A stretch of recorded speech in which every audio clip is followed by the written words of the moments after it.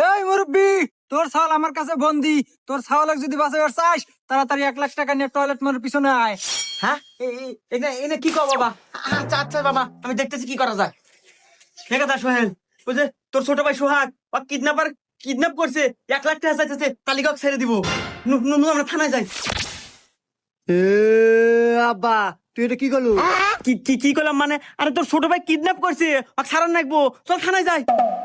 আব্বা তুই আমাকে এখনো চেনস নাই? আমি কেডো, আমি সিংকু মাস্তান। এই পুরো এলাকা ত্রাস করে খাই আমি। আর আমারই বাইক কিডন্যাপ করছে, ওই জন্য তুমি থানায়। ওই সময় আমার নাই, আমার বাইক বাঁচানোর জন্য আমি একাই যথেষ্ট। তুমি 2 মিনিট দাঁড়াও, আমি 1 মিনিটে নিয়ে এসতেছি। এই মুরব্বি, তোর 2 ছাওয়াল এখন আমার কাছে বন্দি। যদি 2 ছাওয়ালক বাঁচাবার চাস, তাড়াতাড়ি 2 লাখ টাকা নিয়ে আয়।